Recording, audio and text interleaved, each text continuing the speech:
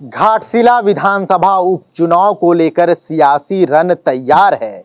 उम्मीदवार कौन होगा इस बात पर संशय है, लेकिन जेएमएम ने यह स्पष्ट कर दिया है कि उम्मीदवार जो भी हो वो सोरेन परिवार से होगा। लेकिन अभी तक यह तय नहीं है कि वह सोरेन कौन होगा, सोमेश सोरेन, विक्टर सोरेन या रामदास सोरेन की पत्नी। वहीं बीजेपी में अभी भी उम्मीदवारों को लेकर कयासों का दौर है। कई उम्मीदवार हैं जो अपना दावा कर रहे हैं। घाटशिला विधानसभा उपचुनाव को लेकर राजधानी रांची में भी सियासत गर्म है। नमस्कार, प्रणाम, जोहार। मैं हूं समीर और आप देख रहे हैं आइडियल एक्सप्रेस और मेरे साथ हैं आइडियल एक्सप्रेस के एडिटर राकेश कुमार। हम राकेश से घाटशिला विधानसभा उपचुनाव को लेकर जो उम्मीदवारों को लेकर नई अपडेट आ रही है उस पर चर्चा करेंगे और आपको बताएंगे कि किस सोरेन को जेएमएम अपना उम्मीदवार बना सकती है। साथ ही बीजेपी के खेमे में क्या चल रहा है, हम इस बात पे भी चर्चा करेंगे। लेकिन पहले देखिए हमारी इस रिपोर्ट को जो घाटशिला विधानसभा उपचुनाव से जुड़ी हुई है। देखिए, घाटशिला उपचुनाव ने झारखंड में एक बार फिर पक्ष विपक्ष को चुनावी रणभूमि में आमने सामने लाकर खड़ा कर दिया है। चुनाव के तारीखों की घोषणा हो जाने के बाद सत्तारूढ़ महागठबंधन और विपक्ष में बैठी एनडीए के खेमे में उम्मीदवार की खोजबीन जारी है। आधिकारिक घोषणा से पहले राजनीतिक गलियारों में कई चर्चाएं हो रही हैं। कई नाम उछाले जा रहे हैं, लेकिन मुहर अब तक किसी भी नाम पर नहीं लगी है। घाटशिला का सीट गठबंधन धर्म के अनुसार जेएमएम और बीजेपी के खाते में आता है। पिछले चुनाव में जेएमएम के रामदास सोरेन के खिलाफ बीजेपी ने पूर्व सीएम चंपाई सोरेन के बेटे बाबूलाल सोरेन को उतारा था। इस सीट से 3 बार के विधायकी जीत चुके रामदास सोरेन ने बाबूलाल सोरेन को 22,000 से अधिक वोट के मार्जिन से पछाड़ा था। इसे ध्यान में रखते हुए इस बार बीजेपी की तरफ से उम्मीदवार के नाम पर गहन मंथन किया जा रहा है। पार्टी के नेताओं की ओर से उम्मीदवार को लेकर अब तक कोई भी बात नहीं कही जा रही है। हम पूरे दमखम से चुनाव लड़ेंगे। हमारे केंद्रीय नेता वहाँ कैंप भी कर रहे हैं, हमारे प्रदेश के नेता भी कैंप कर रहे हैं और घाटशिला हमेशा क्लोज फाइट रहा है। पिछली बार भी हमारे युवा उम्मीदवार ने 75,000 वोट लाया था बाबूलाल सोरेन ने, जो पहली बार चुनाव लड़ रहे थे। उसके पहले भी 3% 4% से घाटशिला का फैसला होता रहा है। 2009 में तो सिर्फ 1,000 वोट के अंतर से फैसला हुआ था। तो घाटशिला में हम पूरे उम्मीद में हैं, क्योंकि लोग इस सरकार से ना उम्मीद है, न रोजगार पे, न महिला सुरक्षा पे, न ही अभी तक स्थानीय नीति की घोषणा हुई, न विधि व्यवस्था ठीक हुई। तो लोगों को निराश किया है हेमंत सोरेन पार्टी में। मुझे लगता है घाटशिला में इसकी झलक दिखेगी। दूसरी ओर महागठबंधन इस सीट पर 2019 के चुनाव से काबिज है। रामदास सोरेन की लेगेसी को भुनाने में जेएमएम कोई कमी नहीं छोड़ेगी।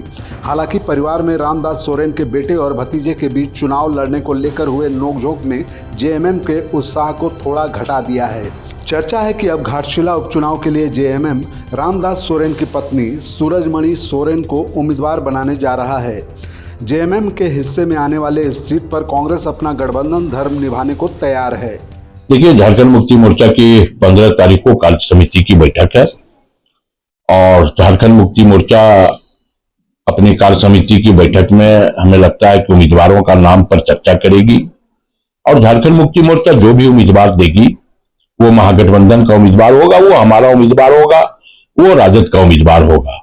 और पूरी तन्मयता के साथ, पूरी प्रतिबद्धता के साथ हम महागठबंधन उम्मीदवार के पक्ष में, कांग्रेस पूरी मजबूती के साथ घाटशिला में काम करेगी और पिछले बार से अधिक मतों से कैसे हमारा महागठबंधन का उम्मीदवार जीते ये हम सुनिश्चित करने का काम करेंगे।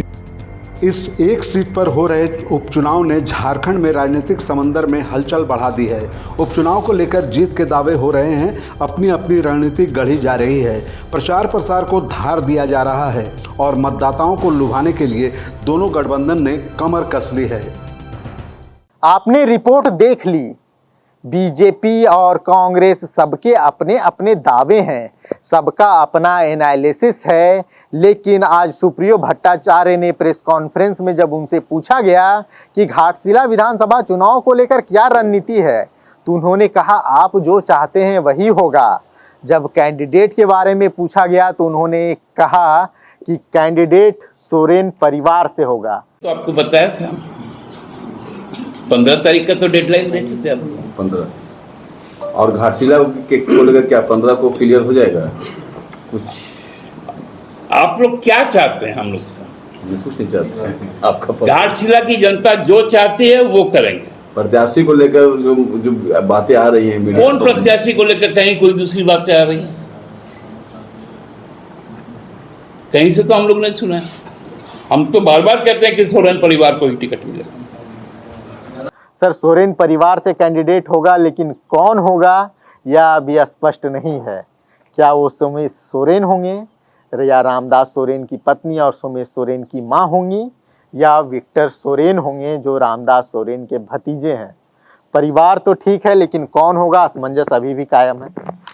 देखिए समीर, ये बड़ा सवाल होगा, खास करके फिलहाल की बातचीत की जाए तो। अभी जिस तरीके से एक प्रेस कॉन्फ्रेंस हुआ आपसे थोड़ी देर पहले, और उसमें जिस तरीके से कहा गया कि सोरेन परिवार से ही प्रत्याशी होगा, लेकिन कौन होगा इसका खुलासा समय पे किया जाएगा। यानी कि आकलन करने का दौर चल रहा है। और सबसे बड़ी बात देखने को मिल सकती है कि जो आकलन किए गए हैं उसमें सिर्फ जीत हार के लिए नहीं आकलन किया जा रहा है, ये भी आकलन किया जा रहा है कि किस तरीके से पूरे कोल्हान की बातचीत की जाएगी। जब कोल्हान में कौन सा ऐसा व्यक्ति होगा, कौन सी प्रत्याशी की चर्चा हो सकती है जिसको लेकर भावी रणनीति आने वाले समय में फिर से एक बार झारखंड मुक्ति मोर्चा को बनानी पड़ी तो लेकर बढ़ सकते हैं।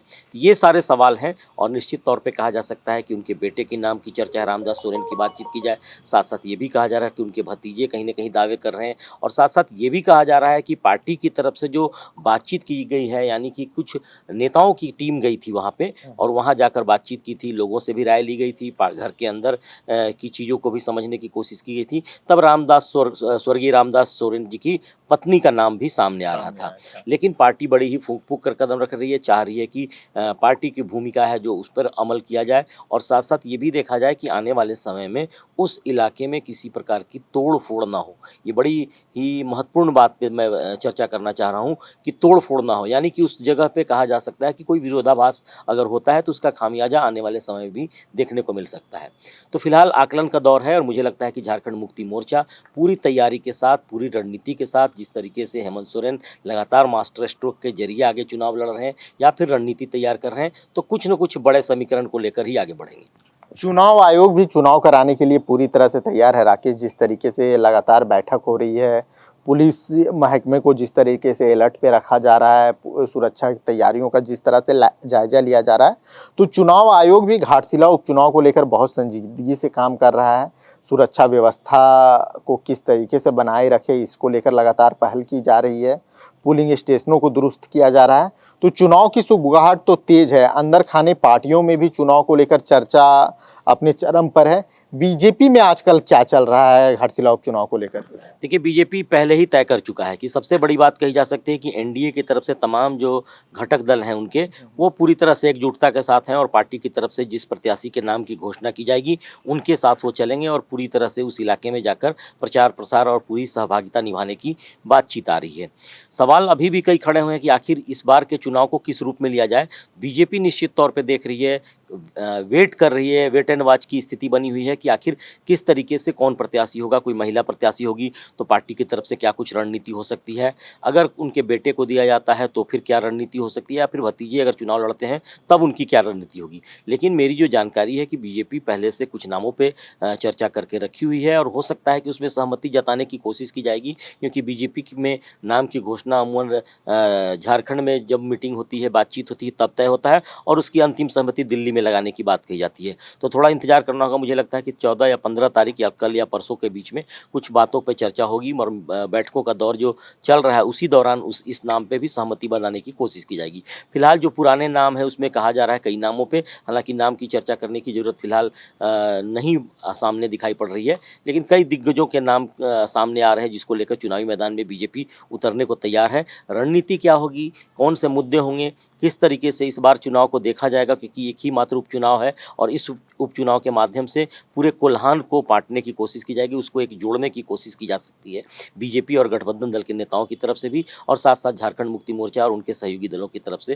तो निश्चित तौर पर कहा जा सकता है कि बड़ा दिलचस्प होने वाला है ये चुनाव। राकेश, ठीक है, बहुत सारे नामों पे चर्चा अभी हम नहीं कर सकते, लेकिन एक बात तो जो रणनीति के तौर पर दिखती है और बीजेपी नेताओं से भी जो हमारी बात हो रही है कि अभी भी सबसे मजबूत जो दावा है पूर्व सीएम चंपई सोरेन के बेटे बाबूलाल सोरेन का ही नजर आ रहा है, क्योंकि पिछली बार वो चुनाव वहां से लड़े भी थे तो क्या पार्टी एक बार और उन्हें मौका देने के लिए, क्योंकि अभी तक जो सबसे मजबूत दावा है उनका नजर आ रहा है, उस तरीके से बीजेपी से एक रमेश हंसदा का नाम बहुत तेजी से उठा था, लेकिन शायद पार्टी उस दिशा में नहीं सोच रही है। देखिए, दावे कई हो रहे हैं। चंपई सोरेन का नाम और उनके बेटे का नाम स्वाभाविक तौर पे आना लाजमी है कि उनका नाम आता ही और आना भी चाहिए, क्योंकि मैंने पहले भी कहा कि सिर्फ घाटशिला का उपचुनाव सिर्फ घाटशिला को देखकर नहीं किया जा रहा है, कोल्हान पूरा सामने है। और चंपई सोरेन जब जेएमएम छोड़कर बीजेपी में आए थे तो सिर्फ अपने सीट के लिए नहीं आए थे, और उनका पूरा जो तैयारी थी और बाकी चीज़ें थी वो कहीं ना कहीं पूरे कोल्हान को लेकर थी। और कोल्हान की जो सीटें हैं उसमें कितना वर्चस्व कायम किया जा सकता है वोट बैंक के आधार पे आपको देखेंगे तो बड़ा एक बड़ी चीज़ देखने को मिलेगी कि आपको कई जगहों पे वोट प्रतिशत काफ़ी अच्छा भी बीजेपी का रहा है। तो ऐसे मौके से फिर से एक बार चंपई सोरेन और उनके बेटे पे भरोसा किया जा सकता है, और हो सकता है कि इस दिशा में बातचीत चल भी रही है। और जैसे ही नाम सामने आएगा उसके बाद से उनकी रणनीति क्या होगी, क्योंकि चंपई सोरेन से जो बातचीत हो रही है उसमें वो मुखरता के साथ तमाम चीज़ों के बारे में बातचीत कर रहे हैं, जनता के बीच भी जाकर इसी तरह की बातचीत कर रहे हैं, जिससे लगता है कि कहीं ना कहीं पार्टी उनके और उनके बेटे पर विश्वास करने की स्थिति बना रही है। अब देखना है कि नाम तय होगा उसके बाद क्या रणनीति होगी, लेकिन निश्चित तौर पर चंपई सोरेन की भूमिका पूरे कोल्हान में एक महत्वपूर्ण रूप देखने को मिल सकती है, और इस चुनाव में फिर से एक बार उनकी ताकत नजर आ सकती है। घाटशिला का चुनाव सिर्फ एक उपचुनाव नहीं, पूरे कोल्हान की राजनीति की दशा और दिशा तय करने वाला चुनाव हो सकता है। बीजेपी और जेएमएम दोनों पार्टियां इस चीज को समझती हैं कि घाटशिला का उपचुनाव उनके लिए कितना अहम है। यही वजह है कि हर एक कदम उठाने से पहले सभी तरह के समीकरणों को ध्यान में रखा जा रहा है। आदिवासी फैक्टर, महिला फैक्टर, हर वो फैक्टर को ध्यान में रखकर पार्टी उम्मीदवार देने की कोशिश कर रही है, क्योंकि घाटशिला का चुनाव सिर्फ घाटशिला का नहीं, एक कोल्हान का लिटमस टेस्ट होने वाला है। आज के लिए मुझे और राकेश को दीजिए इजाजत। आप देखते रहिए आइडियल एक्सप्रेस। घाटशिला विधानसभा उपचुनाव से जुड़ी हर एक अपडेट के साथ हम आपके सामने फिर हाजिर होंगे और आपको सबसे लेटेस्ट जानकारी बताएंगे। धन्यवाद। जोहार।